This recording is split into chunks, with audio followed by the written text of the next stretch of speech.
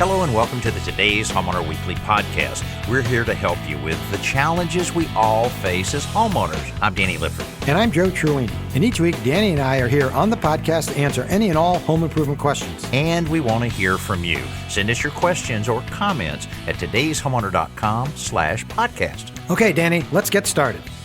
Today's Homeowner Podcast is brought to you by the Home Depot. How doers get more done. This week, we tackle a couple of window issues. You know, windows are such an important part of your home. We talk about when it's time to replace your windows. What are some of the things you need to consider? Also, some existing problems with windows and how can you correct those without replacing them? That's something that's on the top of a lot of homeowners' minds. Also, floors. You know, do-it-yourself floors have gotten more and more popular, and vinyl plank floors is at the top of that list. We talk about some of the basic elementary things you need to know in order to install those floors, and also painted floors. Is that feasible? We talk with a homeowner that absolutely loves their painted floors. And for this week's simple solution, I'm going to share a tip on how to neatly pour paint out of a can using painter's tape. That'll keep everybody interested. We've got a lot to share with you, so let's get started. We've got Jim on the line right now with a question that we get a lot and talk about attic ventilation. What can you get too much, too little, and so forth? Jim, welcome to the show. Glad you're with us. Great to be here. All right. Tell us about your particular situation here, because I can tell that you've spent some time thinking about it. So explain what's going on there. Yes, sir. I live in Jacksonville, Florida, and it's rather hot during the summer months. And my attic always seems to be excessively hot. I've done some research on the internet. It seems like they have algorithm calculations that decide how big your soffit vents need to be to give you adequate flow through the attic of fresh air. And it seems, according to these calculations, that my attic vents that were pre-made by the builder to be 3.5 inch by 3.5 inch are not large enough. Mm-hmm. But I can't find any information to help me figure that out. Okay. Well, it certainly doesn't seem like very much ventilation in there. That's very, very small. You know, traditional vents usually are like 8 by 16 is a kind of the footprint for that. Of course, the absolute best is continuous venting, where you have the trench vent all the way around the soffit area, and usually that's used in conjunction with ridge venting at the top of the roof there. But yeah, Joe, what do you think in terms of calculations on this? I've heard of a lot of different ways of approaching that, but I wonder a ballpark of what Jim really should have in that attic. Yeah, Jim, now we're assuming you do have a ridge vent, right? Yes, sir. I do have a ridge vent. Okay, good. Yeah. Otherwise, it wouldn't hardly matter what your soffit vents are doing. But yeah, I agree with Danny. What I have in my home is pretty typical up here is we refer to as a strip vent, or a continuous vent, runs the entire length of the soffit. It's only about maybe 2 inches wide, but it lets in quite a bit of air. But the general rule of thumb is you need at least 1 square foot of vent space for every 150 square feet of attic space. Now, that's just your attic. It has nothing to do with the square footage of your home, of course. It's just the size of your attic. So again, that's 1 square foot of vent space for 150 square foot of attic space.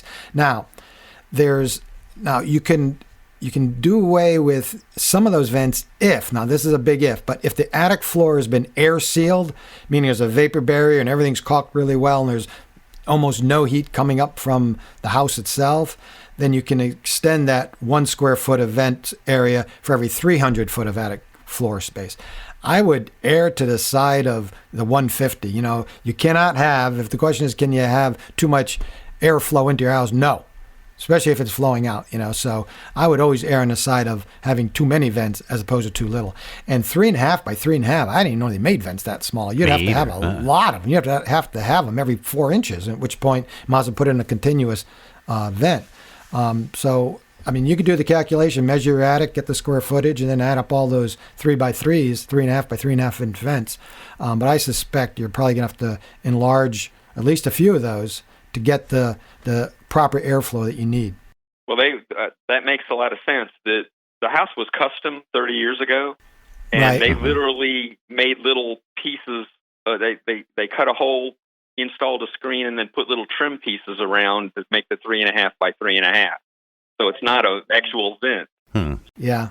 Well, I tell you, you could easily just cover over that with a traditional vent.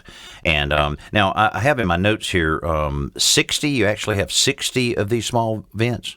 Yes, sir. I have 60 vents, and they're all 3.5 by 3.5.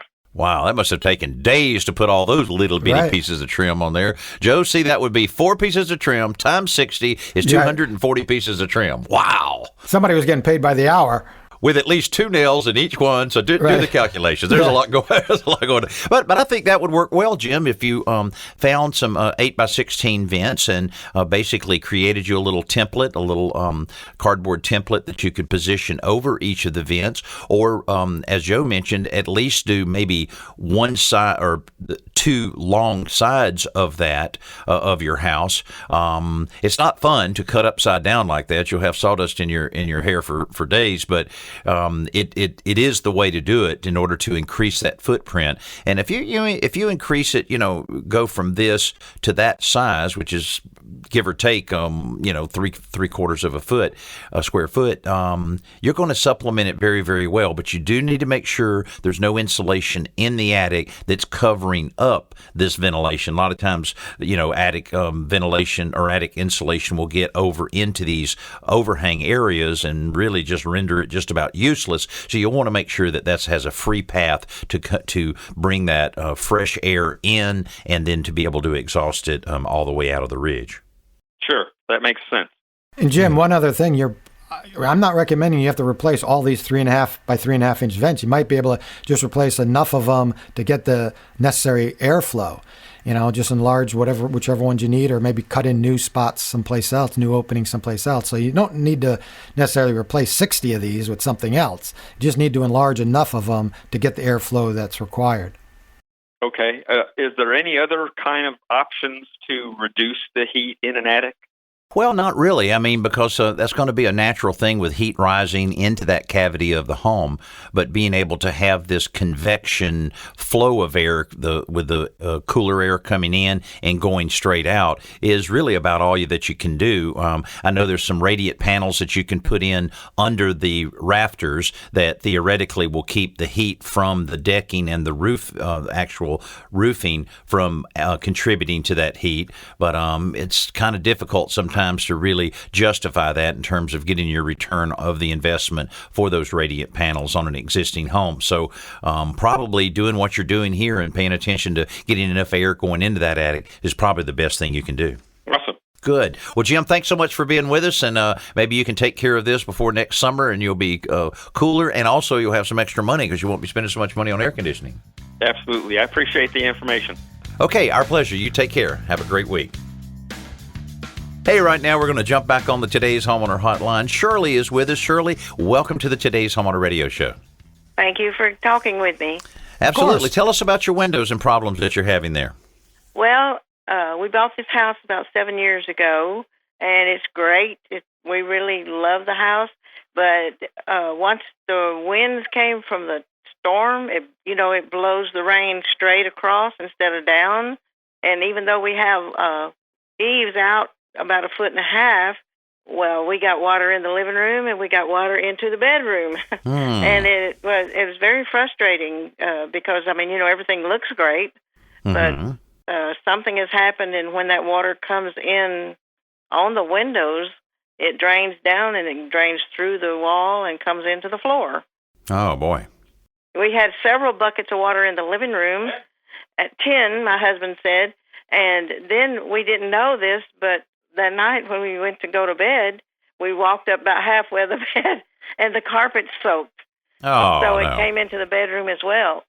Oh, well, what happens so much? Well, let me ask you, what type of siding do you have on the outside of the house? It's vinyl siding. I'm not crazy about siding, but it has it, and I'm assuming when they put the siding on, they sold them new windows here on the front. Mm-hmm. And it's a really poor job of putting them in, because after that happened, of course, after the fact, I put plastic halfway up the windows, to keep it from coming down in. Mm-hmm. But then I checked it, and when I run the water hose on the outside, well, it came in. And it comes, evidently the windows were just jammed in there, because there's an opening in between the first 2 windows for sure. and see. the water just pours in. Yeah. Well, so many times people really get in a little bit of a hurry when they're installing those windows, because you really need to start the waterproofing of windows before you even have the window in your hand. When you have the framing and, framing it correctly and putting the right membrane around it before you put the windows in and all of that. But with existing windows like that, it's time to really concentrate on caulking it very, very well. You want to make sure that you use a good quality acrylic latex caulk. You also can buy caulk that is the same color as your trim or your siding, so that you don't even have to do any touch-up. But you really need to get someone that, and a painter is a great person to do this, that can really concentrate on the perimeter of that window and caulk it in really, really well on any crack at all. Now, occasionally, when you have, Joe, she was talking, I think, about some mole strips that are joining two windows. There's a lot of problems with that. And also, I've seen where people with vinyl siding will actually block the drain holes at the bottom of the window, so that on a mild rain, you might not notice it, but on a heavy rain, it allows that water to actually back up and drain inside the wall. You think that could be happening, Joe? That could. I think that's exactly what's happening, because actually I came in, I brought my little flower pot thing I water my plants with, and I opened the window, and I just poured it right in the bottom of the window, and it goes to that side and goes right down and comes into the living room. Well, Shirley, I think you're right in suspecting that they order new windows when they put on the siding, and these are replacement windows. There's probably there are probably no nailing flange around them, so they just set into the existing opening and they caulk around. There's nothing to keep the wind or the rain from coming in other than a bead of caulk around it. And so, yes. You can caulk in the bottom of the window frame, well. You'd caulk around the sides and the top. And now, are these double hung windows? I don't know what that means exactly. It means there are two pieces of glass and one slides up and one slides down. Yes, yeah, okay. Yes. They're not sliders. They don't go right to left. They go up and down, right? Up and down, yes. Okay, yeah, because sliders, the ones that go left to right, leak more often than these. So I would make sure they lock really securely, caulk all around them. Other than that, there's not much else you could do. I mean, you could put something on the outside, but these windows should be sealed. They're not that old, right? They should be sealing out the weather. They don't appear to be that old. Right. And I don't know. We looked at getting just a storm window to go on the outside, Right. You know what I'm talking about? Yep, exactly. Yep. Just a plain. Then the problem with that is you can't fit the storm window on, because on the one on the outside there's only like a quarter of an inch. Oh, yeah, that would make it difficult. Yeah. Yes, sir. And so we have a little bit of a problem, but we're just trying to find someone somewhere who would tell us, what we could do with it, and I think that'd be helpful. A painter, like you said, would probably know. Yeah. They do a lot of caulking, and they would know the right caulk to buy and to be able to really concentrate in sealing all of that up. That would be the first thing I would try. Not to say it's going to be 100%, but I'll bet at least you'll be taking a step towards getting it nice and waterproofed, and I bet it will take care of everything. I sure hate you're having those kind of problems, Shirley, but thanks so much for being with us on the show. And one thing about it, something like this, the solution is very reasonable. It's not going to cost you a lot of money to take care of that. Time for our Best New Product segment, brought to you by the Home Depot. How doers get more done. How many cleaning jobs around your home need something stronger than a garden hose, but less than a full-blown pressure washer? Probably more than you'd like to count. Well, that's where the Ryobi 18-volt 1 Plus Power Cleaner comes in really handy. This tool delivers water at 320 psi, or that's per square inch power that you have there, which makes it ideal for cleaning outdoor furniture, windows, boats, campers, anything like that. It has a 3-in-1 nozzle that allows you to switch from turbo to 15 degrees and rinse modes. You simply attach it to a garden hose, or for the on-the-go cleaning, pull water from any freshwater source with the included 20-foot siphon hose. It's compatible with all 18-volt 1 Plus batteries and features a water-resistant battery enclosure. So to find out more about this Ryobi 18-volt power cleaner, just head over to homedepot.com. Right now on the hotline, we'll head to Minnesota. Janine is on the line with a question about a window. So, Janine, welcome to the show. Tell us how we can help you. Hi. Hi, thank you. I'm assuming Danny and Joe are on here. Absolutely. We are. Okay, so what happened is I had a large glass block window in my shower, and we replaced it, or had it replaced with a smaller window that cranks open. And now I'm really confused on how to tile up to it or onto it, or how I seal it properly so that, well, it's in the shower, so obviously that's problematic. So. Okay. And we've dealt with this quite a bit. There's a lot of them, out there in older homes. Actually, in my brand new home, I have one in my shower. It's a fairly large shower, so the water can't get to it. But still, you got a lot of moisture there and a lot of things you have to deal with. Now, the window that you installed in there, is it an aluminum or vinyl window, or is it wood?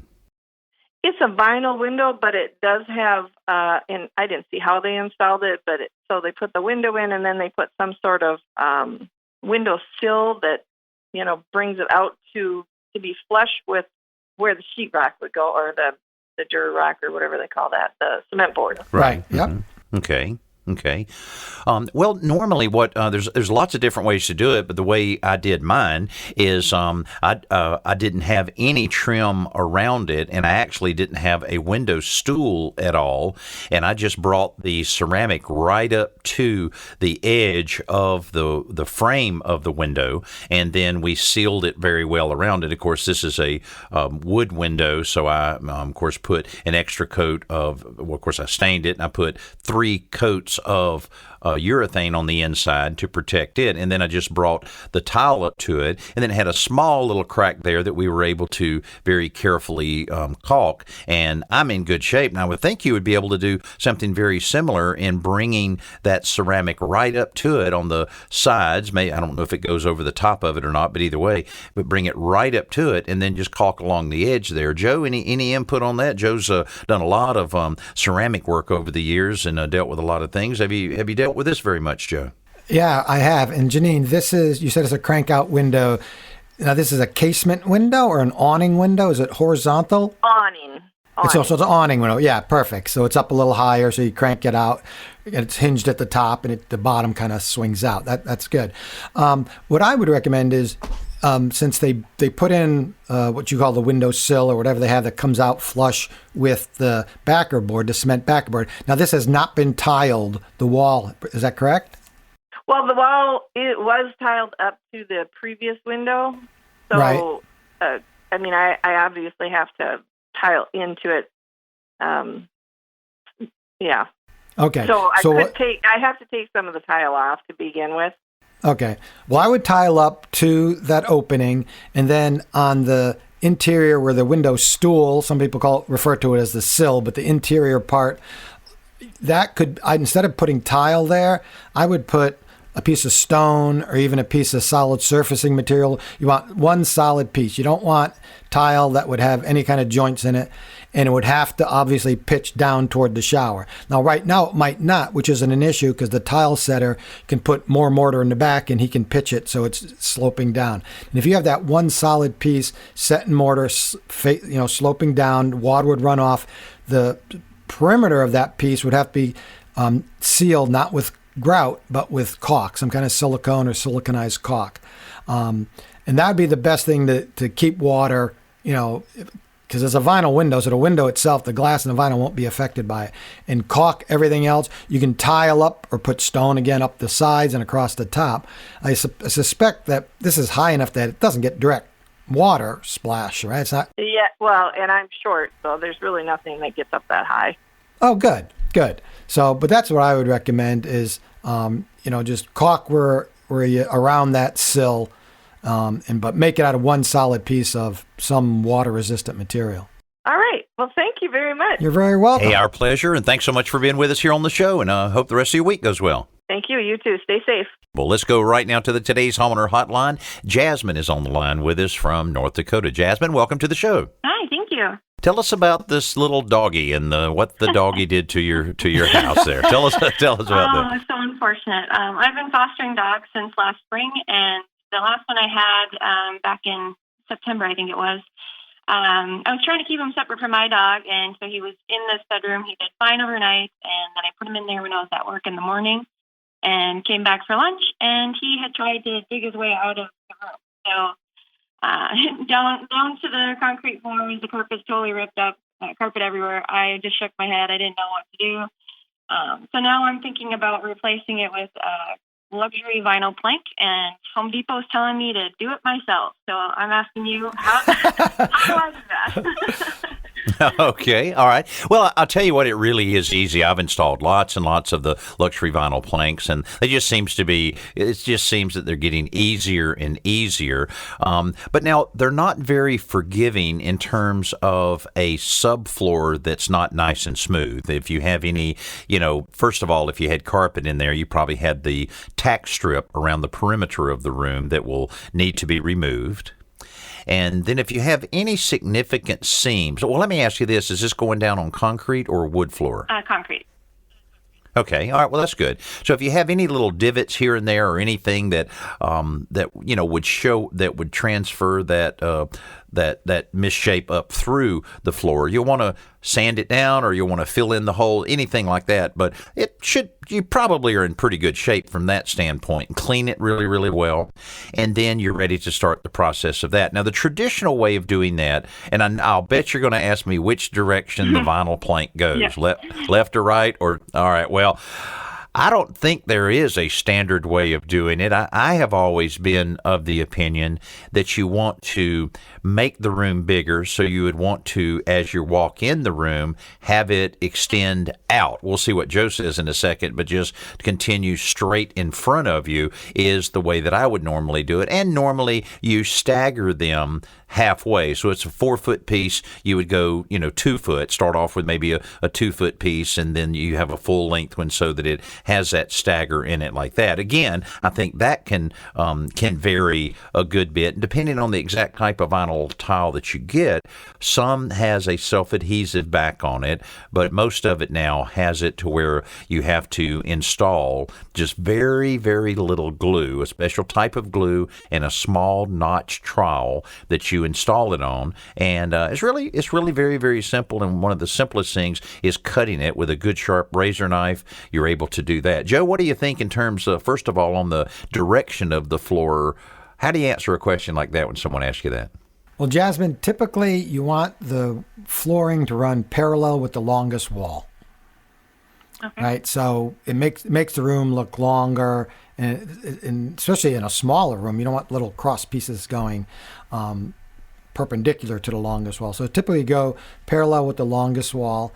And the other most important thing is, and if you read the directions, they're pretty simple in the installation. It's one of those jobs, Jasmine, that you'll feel awkward the first course, maybe the second course, the third. By the third or fourth row, you'll want to do it in your whole house. You'll learn. The learning curve seems pretty sharp, steep at first, but you'll catch up pretty quickly. You want to. It's very important. Again, the directions are pretty clear, but you want at least, I think it's a 1/4 inch expansion joint around the whole room, so it can expand and contract a little bit. You don't want it right up tight up against it. You need to undercut the door casings, which means trim off a little on the bottom of the moldings that go around your door so that the flooring slips underneath it. And the other important thing is when you're starting is you have to calculate how wide is the last row of planks going to be, because they need to be at least half the width or wider than of the plank. So if the plank, let's say, is 6 inches wide, that last row has to be at least 3 inches wide or wider. And so, okay, if it comes out to be, if you do your calculations, you measure across the room 6 inches at a time, let's say if the plank's 6 inches wide, and it ends up being the last row is only 1 inch, well, what do? Well, the simple answer is just you have to cut the first row of planks, make that a little narrower, which widens the last row. Sure, that makes sense. Does that make sense? Mm-hmm. Yeah. And then the other thing is you have to stagger the end joints. So from one row to the next, you don't want 2 end joints lining up. I think with vinyl plank, it typically has to be staggered at least 12 inches. So just be aware of that. And all cut ends go against the wall. Okay. Anytime you cut an end, it has to be against the wall. Gotcha. Okay? And I want to say thank you for fostering dogs. I think that's a wonderful thing. I think so too. Poor dogs often have no place to go. And this dog, I'm sure that tore up your carpeting. We'll just have to get him to a nice forever home that has hardwood floors. Mm-hmm. That's all. Yeah, exactly. So thank you for doing that. I'm sure the dogs somewhere down the way, somewhere along the line, really appreciate it. He's a great dog. He deserves a good home.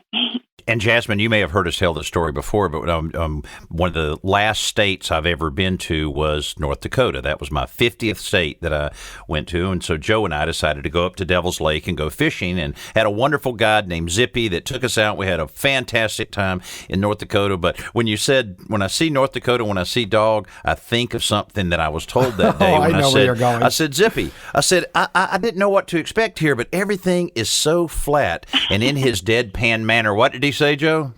Yeah, Jasmine, Zippy told us North Dakota is so flat that if your dog runs away in the morning, you can still see him in the evening. Oh, I've heard that. Well, thanks so much for being with us on the show and having a little fun with us, and tackle that project. If you run into anything at all, we're here to help you anytime. That sounds awesome. Thanks for your advice. I appreciate it. Keith is joining us from Maine. Keith, welcome to the show. Hey, guys. Hey, Danny and Joe. Thanks for taking my call. Yeah, of course. Absolutely. I like this. I like the idea that you have with a painted wood floor. I have seen, I don't know why, but just in the different areas I've been in lately, I've seen a lot of people with painted floors. With I've seen plywood being painted. I've seen concrete being painted. I've seen boards like a hardwood floor. And there's a certain simplistic appeal to a floor like that. Now you have one, but you're having a little trouble with some scuffs and everything. Tell us about it. Well, it's a 100-year-old floor upstairs, and it's painted kind of a light color. It's like a seafoam green, I guess you'd call it. And they're looking pretty dirty and scuffed. So I was going to repaint it, but then I figured, I'd try cleaning it first. So I used a magic eraser and on about a 5 square foot area. And I have to say, it did an amazing job. But my shoulder was killing me afterward, and I have about 400 square feet of floor to do. So I was wondering, is there a better way? But before you answer, my wife had an idea, and she wants to know what you guys think of it. What's that? She said I should glue magic erasers to the bottom of a pair of flip-flops and then do kind of a shuffle dance around the floor. and while she's shooting a video of that, yes, that would be right. I'm not sure the flip-flops would hold up to that, but yeah, principle, it sounds good. Yeah, it reminds me of those little shoes with the spikes on the bottom of them that you're supposed to run around your yard and aerate. I said, well, how if you got a decent-sized yard, that will take you most of the year to run around and do that. So I think it might be the same way. Keith, I think you might be onto something. Mr. Clean should make flip-flops out of magic erasers. Yeah, there you go. And you just walk around your house. And be great for your deck. Walk around out on your deck shuffle. And clean it. That's right. Yeah, wait, hold on a minute. I think it's a great idea. Hey, Keith. I am so screwed. If you've been married more than 2 years, that's always the correct answer, no matter what. That's right. Honey, that's a great idea. Joe, what do you think on this? What can we do to be able to pick up the pace on his floor cleaning project here? Yeah, I don't know if there's anything that's going to be quicker than that. I mean, it'd be great to use something with a long handle so you're not on your hands and knees. Yeah. I know that you can use mix 2 tablespoons of baking soda with a little warm water and a soft cloth and use that to clean painted floors. And with something like that, you might be able to use, a sponge mop to after you apply it. We've often mentioned a line of products called Rejuvenate, and they make wood cleaners, and they have one called All Floor Cleaner, which is for cleaning all floors. Now, I don't know if they make one specifically for painted wood floors, and I'm not even sure if the All Floor Cleaner is recommended for painted wood floors, but I would certainly check it out because all the products they have that I've used, and I've used probably about 5 or 6 of the different products, they all work really great. And then I'll share with you, Keith, one simple solution that, if you had to do the whole floor, this probably isn't very effective. But apparently, and I tried this and it actually did work, you can take a tennis ball, and preferably a new tennis ball, and buff the scuff mark and it'll come off the floor. Really? Something about that like, whatever that is, nylon, that furry nylon outside.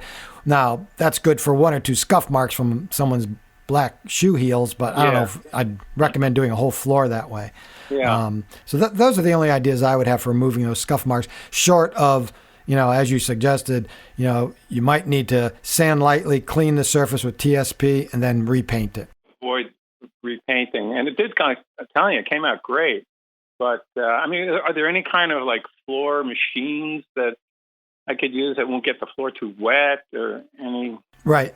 Well, I was going to mention, a buffer that not a sander, but, a floor buffer like that, like they use a lot of times on tile floors, VCT tile floors. Seems like that would work pretty well. And I would guess you could get a slightly smaller one, and probably the cost of that to rent it is probably not that bad. And that way, once you get in the groove of that and you can work it just right, it does a great job. And I'll bet that it will have enough scrubbing power on that to clean all of those scuffs off. Yeah, I think I'll give that a try. I think they rent those at the Home Depot here, so maybe I can pick one up and see how it works. And do that. I'll let you guys know. Good. Well, that sounds great. All right. Well, we certainly appreciate you being on the show, Keith. And if we can help you any more, let us know. Thanks for taking my call. All right. Thank you very much. Now it's time for our podcast question of the week. This one comes from Virginia, and Joy asks, I bought my first home 2 years ago. Prior to the closing, the previous owner replaced all the insulation in the joist of the vented crawl space. After 6 months, I had the crawl space fully encapsulated and an automatic dehumidifier installed. I heard that I should remove the insulation in the crawl space. Can you shed some light on whether or not this is necessary, and would I be able to reuse that same insulation in my attic? I'm in desperate need for insulation. She's been listening to us saying every week, it seems, put insulation in your attic if you don't have enough. Yeah, I know it, but boy, that seems really.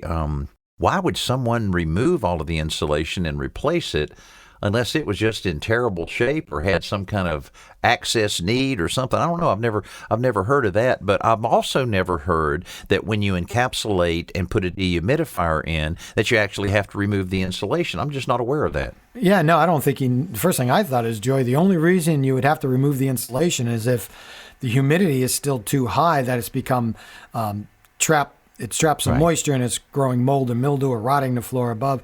But I don't see any reason. I mean, she lives in Virginia, so they have pretty cool weather, I suspect, in the summer. You want that floor to stay warm.